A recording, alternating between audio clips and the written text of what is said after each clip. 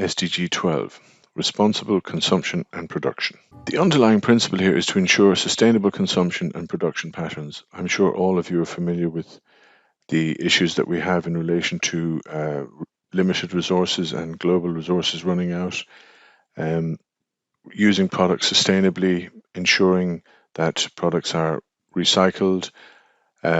The circular economy is a really important issue in relation to responsible consumption, and we will be looking at that in some detail later on. So let's have a look at a number of the key statistics and facts around responsible production and consumption. It's clear, I think, to everyone that unsustainable patterns of consumption and production are the root cause of many of the problems that we have, including climate change, biodiversity loss, and pollution. Our overall reliance on natural resources is increasing and has been increasing very significantly. It rose by over 65% globally from 2000 to 2020.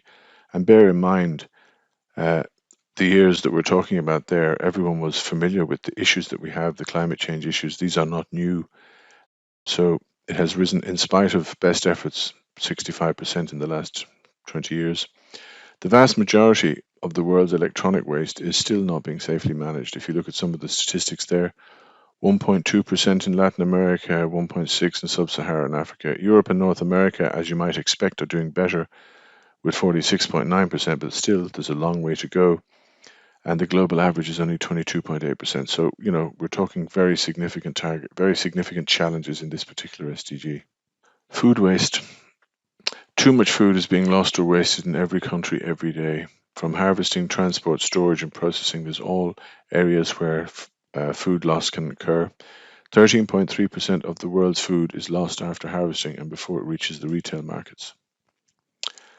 17% of total food is wasted at the consumer level. I'm sure you're all familiar with examples and you see it on a daily basis, certainly in restaurants and cafes and also at home. I think, it takes a significant amount of management and effort to ensure that you minimize your food waste. So responsible consumption and production. There's 11 targets in this SDG, and we'll have a look at them now. So target 12.1, implement the 10-year framework of programs on sustainable consumption and production, all countries taking action, with developed countries taking the lead, taking into account the development and capabilities of developing countries. So the 10-year framework is a framework that supports capacity building and facilitates access to technical and financial assistance for developing countries. The indicator for this particular target is the number of countries developing, adopting, or implementing policy instruments aimed at supporting the shift to sustainable consumption. Target 12.2, by 2030, achieving sustainable management and efficient use of natural resources. Clearly, that's a very important target, and I think we can see that reflected nationally as well in much of the recent legislation that was passed, particularly the recent Circular Economy Act. Our increase in the consumption of natural resources has gone from 27 billion tonnes in 1970 to 92 billion tonnes in 2017. And I think we discussed earlier Overshoot Day, and just for any of you who don't remember, Earth Overshoot Day this year was the 28th of July. And that's the day on which all the resources that could be replenished occurs. So obviously in a sustainable world, that would be the end of the 31st of December, but it's now at the end of July. So, we are on an utterly unsustainable path of consumption at the moment. The indicator for this particular target, 12.2.1, material footprints per capita, and material footprints per GDP. There are ways of looking at how we might monitor this. Domestic material consumption per capita, and domestic material consumption per GDP. Target 12.3. By 2030, halve per capita global food waste at the retail and consumer levels and reduce food losses along production and supply chains, including post-harvest losses. Now, this is obviously something that everyone is going to have to buy into and make a priority of. An estimated 17% of global food production is wasted. Food that is lost and wasted accounts for 38% of the energy use in the global food system. When we look at the targets in this particular SDG later on, we will have a deeper look at those statistics. Indicators for the target on this particular SDG are food loss index and food waste index. Target 12.4. By 2020, achieve the environmentally sound management of chemicals and all waste throughout their life cycle, in accordance with agreed international frameworks, and significantly reduce their release to air, water and soil to minimize their adverse impacts on human health and the environment. This is a very clear target to reduce any kind of chemicals that are being introduced to the environment. According to the WHO, the World Health Organization, each year air pollution is responsible for nearly 7 million deaths around the globe. 7 million. 9 out of 10 human beings currently breathe air that exceeds the WHO's guideline limits for pollutants, and those living in low and middle income countries suffer the most. 9 out of 10 human beings. So big challenges there. So the indicators that we're going to look at and use for this particular target are the number of parties to international multilateral environmental agreements on hazardous waste and other chemicals that meet their commitments and obligations in transmitting information as required by each relevant agreement. So we'll be monitoring the number of parties that monitor this on behalf of individual governments, and hazardous waste generated per capita and the proportion of hazardous waste treated by type of treatment. Again, that's another metric by which to monitor progress in this SDG. By 2030, substantially reduce waste generation through prevention, reduction, recycling and reuse. So I have mentioned the circular economy before. It's something I'm doing a lot of work on myself at the moment, and it's something that's going to be very central to a sustainable future for all of us. Moving from the linear economy to a circular economy is going to be key for this goal, for achieving this goal. The indicator for reducing waste here is going to be national recycling rates, tons of materials recycled, etc. If we can move towards a circular economy model, we will design waste out. So we just won't be generating waste. We will try and, if we do have material at the end of a production process or at the end of something that we don't use, it'll be waste that can be reused meaningfully, or rather than being dumped in the way that some products are dumped and cannot be put back into cycles that can generate new materials. Target 12.6. Encourage companies, especially large and transnational companies, to adopt sustainable practices and integrate sustainability information into their reporting cycle. Again, this is a very important target in this particular SDG. It's something that we can all contribute to by buying sensibly and buying products that we know contribute appropriately and are produced by companies that have sustainable practices. Substantial progress is being made, and the work of the public businesses and waste industry is paying off, with plastic recycling increasing to 31% and forecast to be at 34% by the end of 2022. But obviously more is going to be needed here. On this target, we're talking an indicator of the number of companies publishing sustainability reports.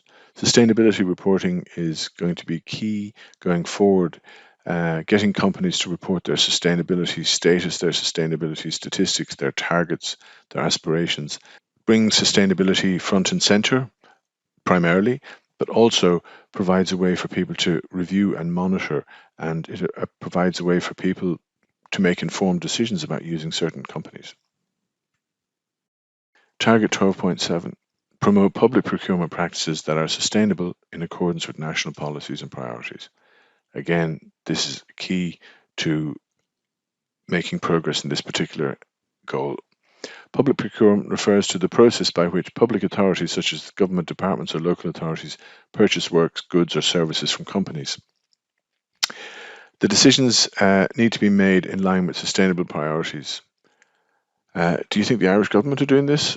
Well, I can tell you that there are moves afoot at the moment. There's a significant amount of movement in the public procurement system, and there's a lot of work being carried out in relation to public procurement nationally, both at government level and at a local authority level. The EPA have produced guidelines, and there's a lot of time and energy and effort being spent by local authorities to upskill their staff in procurement and ensure that their procurement systems are indeed sustainable. The indicator for this, the number of countries implementing sustainable public procurement policies and action plans. And we do have one of those, and we will be having a look at that in more detail later on. Target 12.8. By 2030, ensure that people everywhere have the relevant information and awareness for sustainable development and lifestyles in harmony with nature. To meet all the goals, we need to raise awareness. How aware are you of what you need to do to be sustainable?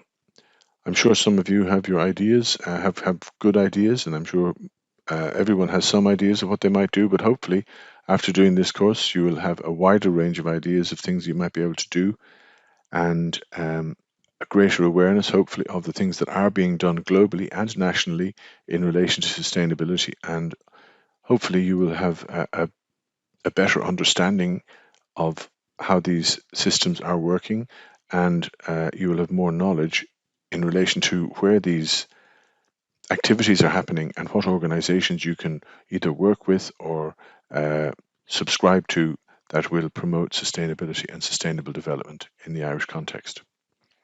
The indicator for this is the extent to which global citizenship, education, and education for sustainable development are mainstreamed in A, national policies, B, curriculum, C, teacher education, and D, student assessment.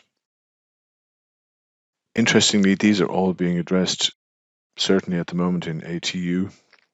This program, of course, is designed with the idea of encouraging global citizenship and global responsibility, education for sustainable development. Target 12A. Support developing countries to strengthen their scientific and technological capacity to move towards more sustainable consumption and production patterns. It's unfair to expect developing countries to make changes without support in funding and technology. The thing is, in most cases, these countries already consume less, and it does seem very unfair that they are often expected to make some of the bigger moves. The way this particular SDG target is going to be monitored is looking at the installed renewable energy generating capacity in developing countries in watts per capita. That's a very interesting it's a very interesting indicator for this particular target. I think we'll probably have some spend a little bit of time looking on that as a particular target, as a particular indicator, how fair it is in the bigger picture, in the global context. 12B, develop and implement tools to monitor sustainable development impacts for sustainable tourism that creates jobs and promotes local culture and products. Clearly, this is very important as well. Sustainable tourism refers to sustainable practices in and by the tourism industry. It's an aspiration to acknowledge all impacts of tourism, both positive and negative. It aims to minimize the negative impacts and maximize the positive ones. The monitoring of this will involve the indicator will be implementation of standard accounting tools to monitor economic and environmental aspects of tourism sustainability. Yes, I'm delighted to say that there are a number of good projects and programs being in operation in Ireland at the moment, such as the Green Hospitality Programme, for instance. The Green Hospitality Programme awards sustainable and green practices in the hotel and catering industry in Ireland and has been very successfully rolled out over the last 15 years in Ireland. Target 12C, rationalise inefficient fossil fuel subsidies that encourage wasteful consumption by removing market distortions in accordance with national circumstances, including by restructuring taxation and phasing out those harmful subsidies where they exist to reflect their environmental impacts, taking fully. Not so much in Ireland, but globally there are still quite significant challenges in relation to this. The indicator for this will be basically the amount of fossil fuel subsidies based on production and consumption per unit of GDP. So this is quite an easy one to monitor, but clearly it's any kind of subsidy on fossil fuel is going to cause issues in relation to the financial viability of renewable energy. So for responsible consumption and production, we have 11 targets. So you might review them before we move on.